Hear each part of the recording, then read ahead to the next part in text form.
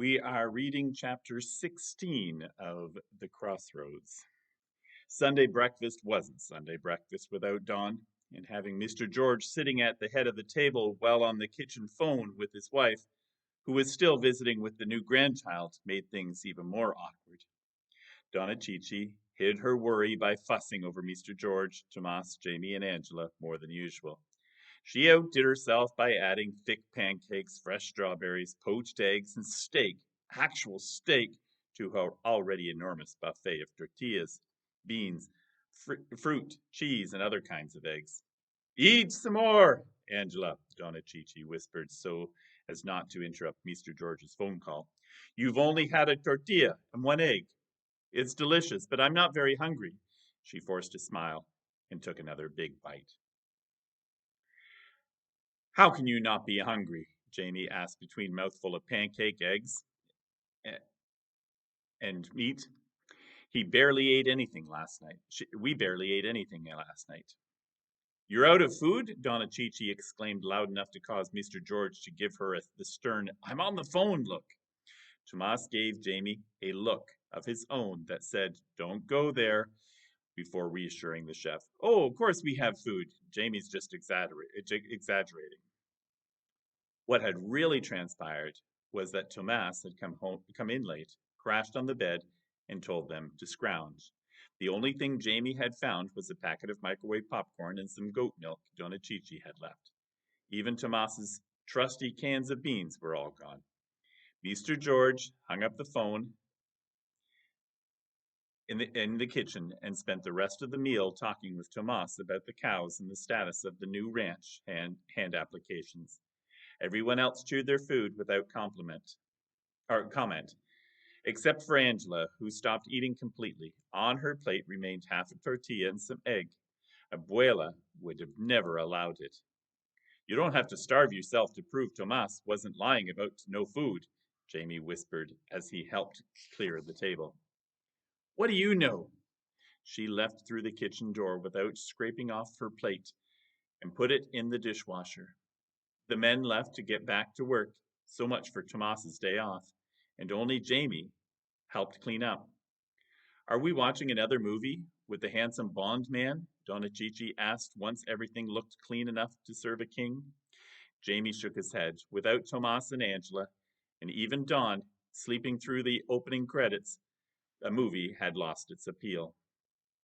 I have homework to do. Not completely a lie. He still needed to practice the recorder and come up with a topic for a research project he was to write in English. Donna Chichi nodded her understanding and proceeded to fill 2 large canvas shopping bags with leftovers. Jamie knew he should refuse and not betray Tomas, but last week he had accepted the leftovers gladly, and they really didn't have anything to eat in the trailer.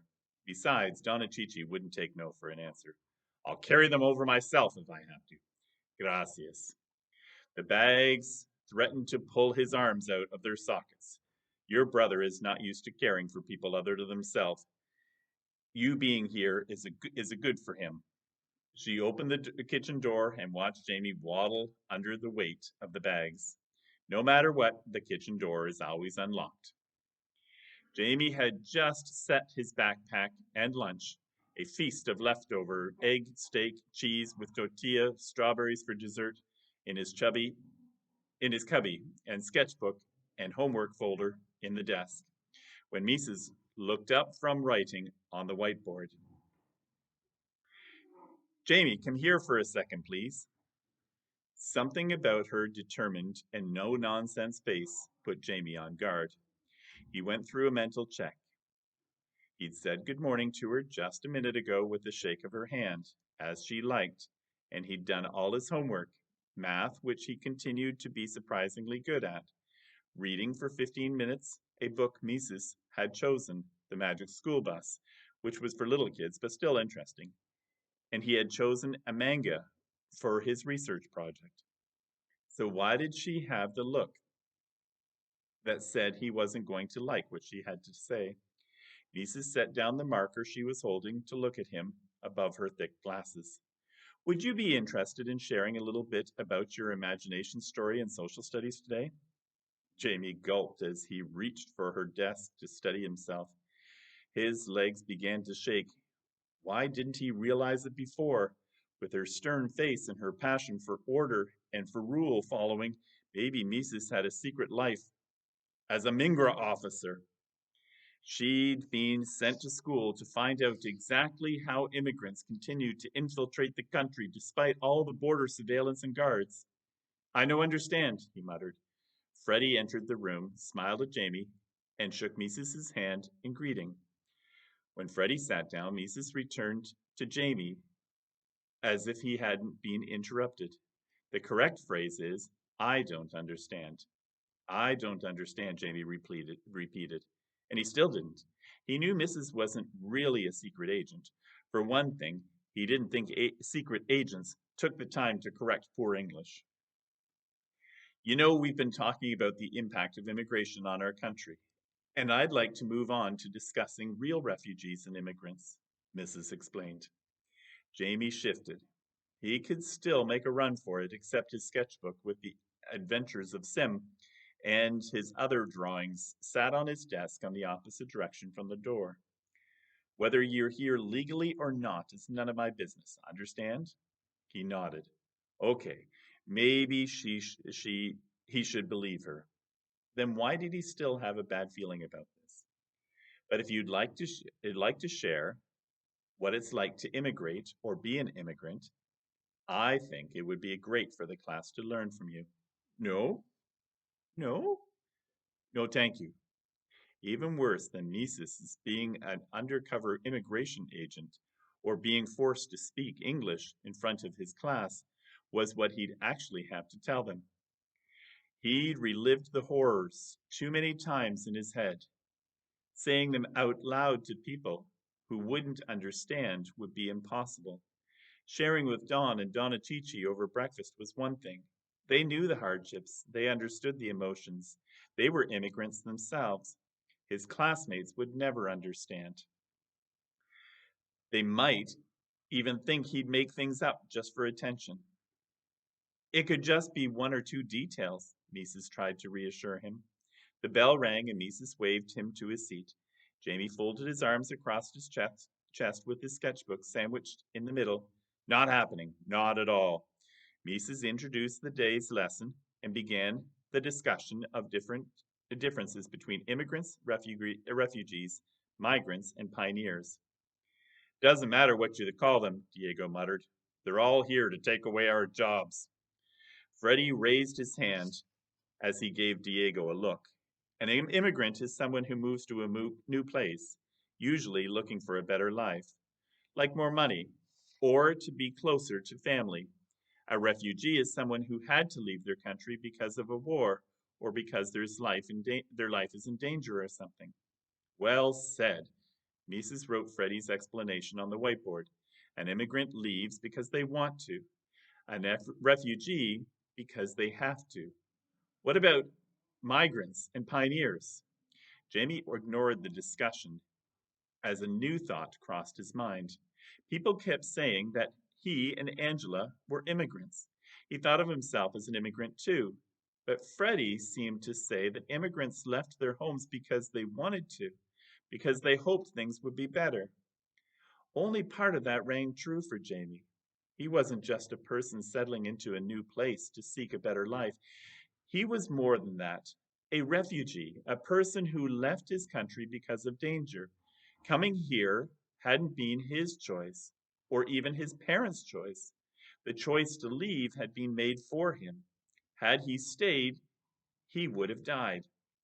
A weight seemed to lift from his shoulders and was replaced with self assurance. He raised his hand without thinking and then quickly lowered it, except Mrs. caught his movement and called on him. Jamie, do you have something to share? The whole class turned to look at him and he started to shake his head no. That he was just stretching. Except he now thought about Diego's words that Mises hadn't heard, that people from other countries were here just to take away jobs. How some people thought he and others like him were all criminals. If he didn't speak up, no one would know the truth. I am a refugee. he said with more pride and assurance than he thought possible when a few seconds ago he dreaded this conversation. I leave Guatemala to live. Bad people with drugs. Gang members, Samuel interrupted, even though he didn't like translating for Jamie. Yes, gang members. They say, "Uner with them or die." They would kill you if you didn't join their gang? They'd really do that? Carla asked. Jamie could feel his face paling. The memory of Magwell's murder haunted him daily.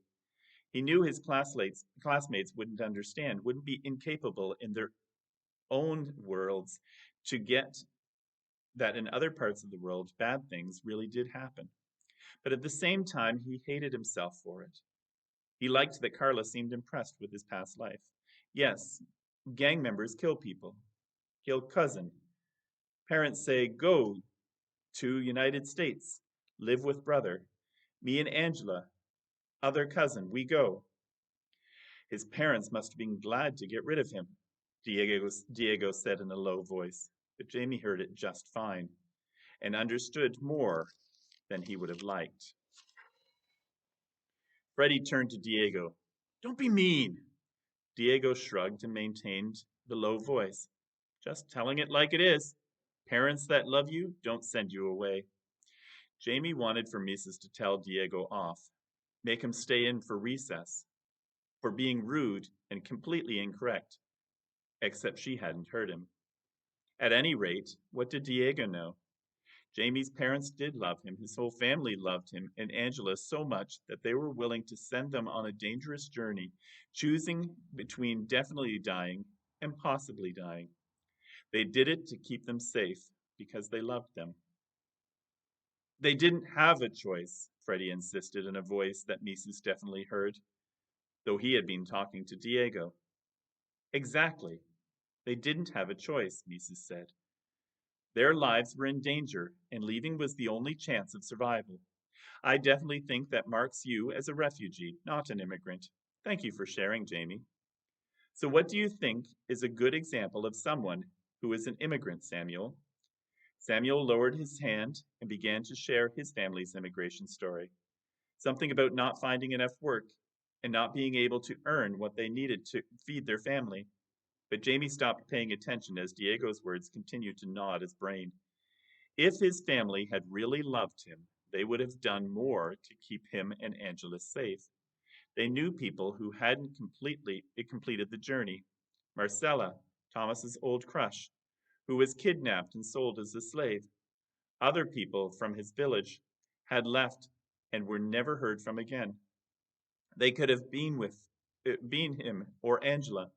Their parents knew of the dangers, which meant their parents could have sent them to their death. And what parent who loved their child would do that?